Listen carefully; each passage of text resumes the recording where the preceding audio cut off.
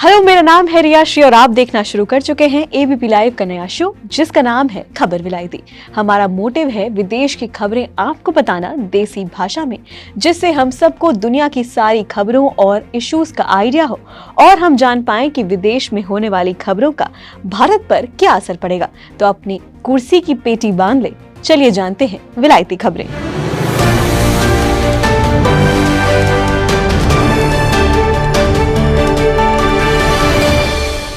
आज इस वीडियो में बात करेंगे इन खबरों की, जानेंगे बीबीसी की एक डॉक्यूमेंट्री पर बवाल क्यों मचा है, बात होगी पड़ोसी देश पाकिस्तान में हुए टोटल ब्लैकआउट की, जानेंगे कि यूएस की एक पार्टी में ताबड़तोड़ फायरिंग ने कैसे खोल दी बाइडेन प्रशासन की पोल, और बुलेटिन के अंत में जानेंगे कि स्वीडन में कुरान को क्यों जलाया गया। लेकिन उससे पहले इस शो की शुरुआत होगी एक जीके के क्वेश्चन के साथ, जिसका जवाब हम चाहेंगे कि आप नीचे कमेंट सेक्शन में बताएं। अगर आपको इसका जवाब नहीं मालूम तो भी बुलेटिन के अंत में आपको इसका जवाब मिल जाएगा। आज का जीके क्वेश्चन है, भारत के अलावा किस देश की आधिकारिक भाषा हिंदी है? हम चाहेंगे कि आप नीचे कमेंट सेक्शन में इसका आंसर जरूर बताएं। चलिए अब खबरों पर चलते हैं। बीबीसी की डॉक्यूमेंट्री पर बवाल क्यों? प्रधानमंत्री नरेंद्र मोदी पर बनी बीबीसी की डॉक्यूमेंट्री विवादों के घेरों में है। ब्रिटिश ब्रॉडकास्टर बीबीसी ने इंडिया द मोदी क्वेश्चन के नाम से 2 पार्ट में एक नई सीरीज बनाई है। इसका पहला पार्ट 17 जनवरी को रिलीज किया गया। इस सीरीज में पीएम मोदी के शुरुआती दौर के राजनीतिक सफर पर बातें की गई। वहीं राष्ट्रीय स्वयंसेवक संघ आरएसएस के साथ उनके जुड़ाव, भाजपा में बढ़ते कद और गुजरात के मुख्यमंत्री के रूप में उनकी नियुक्ति की चर्चा भी इसमें की गई। मोदी के मुख्यमंत्री रहते हुए गुजरात में हुए दंगों का भी जिक्र इस डॉक्यूमेंट्री में है। इसी को लेकर विवाद हो रहा है। सीरीज के आते ही विवाद शुरू हो गया। ब्रिटेन में सोशल मीडिया पर इसका विरोध शुरू हुआ। इसको लेकर लोगों ने आपत्ति जताई। 302 लोगों ने बीबीसी के खिलाफ रिटन कंप्लेंट भी दर्ज करा दी। इस सब के बीच ministry of information and broadcasting ने इस डॉक्यूमेंट्री को एक प्रोपेगेंडा फिल्म कहते हुए हर जगह से हटाने के निर्देश दिए हैं। इस डॉक्यूमेंट्री को यूट्यूब एंड ट्विटर को डायरेक्ट किया गया है कि उनके प्लेटफॉर्म्स पर जो भी लिंक्स अवेलेबल हैं उन्हें हटा दिया जाए। ये भी कहा गया है कि जो भी यूट्यूब चैनल या ट्विटर अकाउंट इसको शेयर करेगा उसका भी अकाउंट ब्लॉक कर दिया जाएगा। इस सीरीज का इम्पैक्ट क्या है, आपको इससे आइडिया लग जाएगा। In this grave act of ethnic cleansing. Well, Mr. Speaker, the UK government's position on this has been clear and long-standing and hasn't changed. Of course, we don't tolerate persecution where it appears anywhere, but I'm not sure I agree at all with the characterisation that the honourable gentleman has put forward. That completes Prime Minister's questions. British prime minister Rishi Sunak ने Britain की संसद में एक पाकिस्तानी मूल के British सांसद की बोलती उस समय बंद करा दी जब उन्होंने भारत के प्रधानमंत्री मोदी के बारे में बनी इस डॉक्यूमेंट्री का जिक्र किया। ऋषि सुनक ने साफ कहा कि बेशक हम कहीं भी उत्पीड़न को बर्दाश्त नहीं करते हैं, लेकिन इस सज्जन ने जो कुछ कहा है उससे मैं बिल्कुल सहमत नहीं हूँ। अब ये तो हुई खबर, अब जान लेते हैं कि इस खबर पर अपडेट्स क्या आए हैं। जब बात इंडिया के पॉपुलर यूनिवर्सिटीज और कॉलेजेस की होती है तो उसमें जेएनयू का नाम जरूर आता है। कभी जेएनयू अच्छे कारणों से यानी कि अपने एकेडमिक्स को लेकर चर्चा में होती है तो कभी विवादों के चलते, जैसा कि हाल ही में हुआ। डिस्पाइट गवर्नमेंट ऑर्डर्स, जेएनयू ने एक पोस्टर लगाया जिसमें ये बात कही गई कि इस डॉक्यूमेंट्री को, वो डॉक्यूमेंट्री जो पूरे भारत में बैन है, उस डॉक्यूमेंट्री को जेएनयू 24 जनवरी को दिखाएगी, उसकी स्क्रीनिंग होगी। Shocked me too. बाद में इस मैटर की सीरियसनेस को देखते हुए यह डिसीजन वापस ले लिया गया। ये कहा गया कि इस डॉक्यूमेंट्री की स्क्रीनिंग नहीं होगी क्योंकि इट मे डिस्टर्ब पीस। कोई संस्था जो कि बेस्ट यूनिवर्सिटीज में कंसिडर की जाती हो, उसका अननेसेसरी कंट्रोवर्सीज में आना डजंट सीम राइट। एनीवे, अब रिएक्शंस की बात कर लेते हैं। लाइक ऑलवेज इस मैटर पर भी काफी मिक्स्ड रिएक्शंस सामने आए। लोगों ने ऋषि सुनक के स्टैंड को अप्रिशिएट किया, लोगों ने मोदी और ऋषि सुनक को भाई भाई बताया, खूब मीम्स भी शेयर किए। बीजेपी लीडर्स ने कहा कि सुप्रीम कोर्ट की रूलिंग के बावजूद ऐसी डॉक्यूमेंट्री हर्टफुल है। वहीं एआईएमआईएम चीफ ओवैसी ने कहा कि केंद्र को गोडसे पर आने वाली फिल्म पर भी रोक लगानी चाहिए अगर वो इस डॉक्यूमेंट्री को बैन कर रहे हैं। खैर, बवाल यूके में भी मचा हुआ है। यूके की पिटीशन में बीबीसी डॉक्यूमेंट्री की स्वतंत्र जांच की मांग की गई है। इस खबर के लिखने तक इन्फॉर्मेशन यही थी कि कमेटी बनाई जा रही है जो कि इसकी जांच करेगी। एक बेहद पुराने पॉपुलर ब्रॉडकास्टिंग कंपनी द्वारा एक ऐसी डॉक्यूमेंट्री बनाना जो कि इंडिया के प्राइम मिनिस्टर का इन्वॉल्वमेंट दिखाए in riots is indeed a very serious concern. अब अगली खबर पर चलते हैं। पाकिस्तान में टोटल ब्लैकआउट। आर्थिक संकट में डूबा पाकिस्तान अब वाकई अंधेरे में डूब चुका है। देश में पहले आटा खत्म हुआ, फिर गैस और पेट्रोल का संकट आया और अब बारी बिजली की है। पाकिस्तान का एक बड़ा हिस्सा सोमवार सुबह से अंधेरे में डूबा हुआ है। क्वेटा और गुड्डू के बीच हाई टेंशन ट्रांसमिशन लाइनों में खराबी के चलते सोमवार को देश के विभिन्न हिस्सों में बिजली गुल हो गई। पाकिस्तान का बिजली संकट करीब 24 घंटे बाद भी खत्म नहीं हो पाया। प्रधानमंत्री शहबाज शरीफ की सरकार ने सोमवार रात 10 बजे की डेडलाइन दी थी। इसके बावजूद पड़ोसी मुल्क के कई हिस्सों में रात भर अंधेरा रहा। रात भर पाकिस्तान अंधेरे में रहा। शरीफ सरकार ने बिजली गुल होने की जांच के आदेश भी दिए। पाकिस्तान के ऊर्जा मंत्री खुर्रम दस्तगीर ने कहा कि बिजली वोल्टेज सर्ज के चलते गुल हुई है। पिछले 3 महीनों में दूसरी बार पाकिस्तान की ग्रिड फेल हो गई। जियो टीवी ने ये तक बोला है कि पाकिस्तान के लोगों को रोज रोज ब्लैकआउट की आदत हो गई है। पाकिस्तान पहले से बिजली की किल्लत और लंबी कटौती का सामना कर रहा है। सरकार बिजली बचाने के लिए बाजारों को 8 बजे ही बंद करने का आदेश जारी कर चुकी है। इस्लामाबाद बिजली सप्लाई कंपनी के 117 ग्रिड स्टेशनों की बिजली सप्लाई बाधित हुई है, जिससे पूरा शहर रावलपिंडी तक अंधेरे में डूब गया है। सूत्रों के हवाले से कहा जा रहा है कि बिजली को वापस आने में कई घंटे लग सकते हैं। पाकिस्तान के अलग अलग इलाकों से लोग बिजली गुल होने की जानकारी सोशल मीडिया पर दे रहे हैं। न सिर्फ आटा, दाल, तेल खरीदने के लिए लोगों को संघर्ष करना पड़ा है। बिजली सप्लाई का हाल कई महीनों से खराब है। अब पाकिस्तान में हो चुका है टोटल ब्लैकआउट।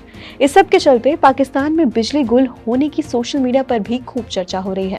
पाकिस्तानियों ने अपने लीडर्स पर हल्ला बोल दिया है, उनको कोस रहे हैं सोशल मीडिया पर। इस दौरान #इलेक्ट्रिसिटी शटडाउन और #पावर आउटेज ट्विटर पर ट्रेंड करा है। मशहूर आरजे अनुशे अशरफ ने तंज कसा है, आम इंसान की पहुंच से गैस तो दूर ही हो गई है और अब बत्ती भी गुल हो चुकी है। ये कहना है फेमस पाकिस्तानी आरजे का।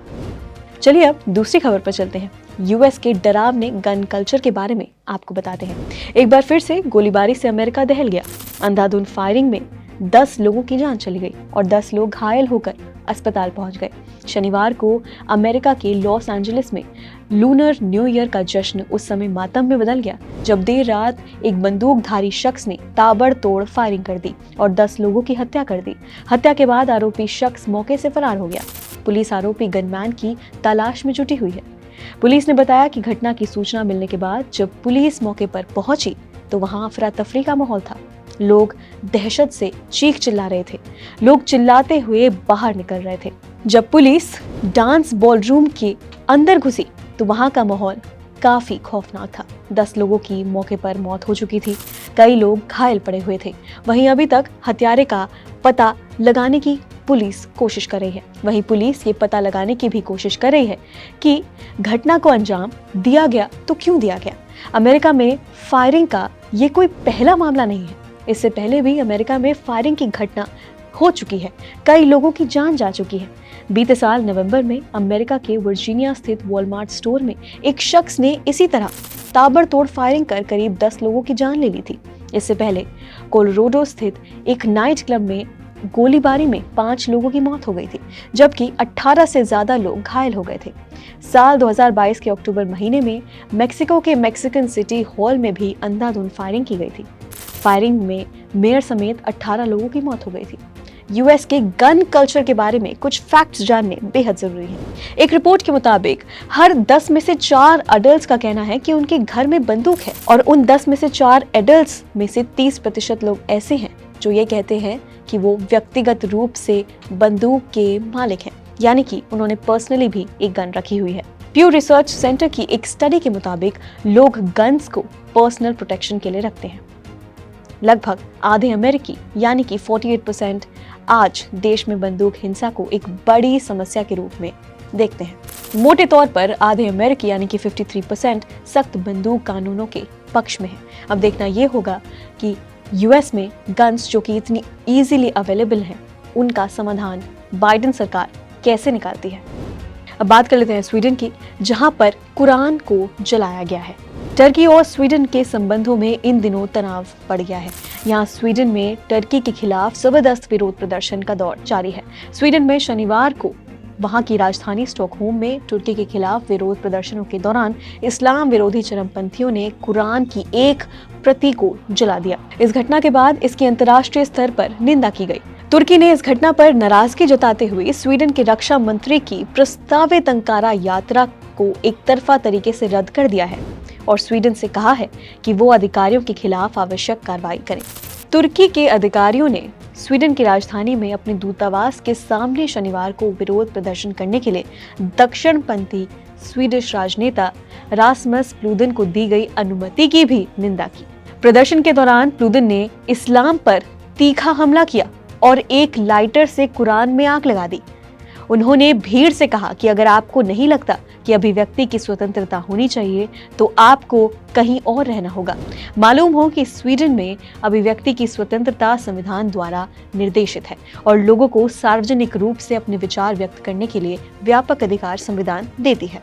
हालांकि हिंसा या अभद्र भाषा के लिए उकसाने की अनुमति नहीं है। ये सब हुआ कैसे, ये भी जान लेते हैं।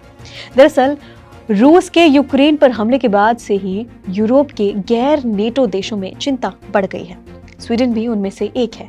हमले के बाद स्वीडन ने नेटो में शामिल होने की अर्जी दे दी, लेकिन नेटो में कोई सदस्य तभी शामिल हो सकता है जब सभी सदस्यों की सहमति हो। तुर्की स्वीडन की नेटो में एंट्री का लगातार विरोध कर रहा है। तुर्की के विरोध के खिलाफ स्वीडन के दक्षिणपंथी समूह लगातार प्रदर्शन कर रहे हैं। तुर्की के दूतावास के सामने ये प्रदर्शन हो रहे थे।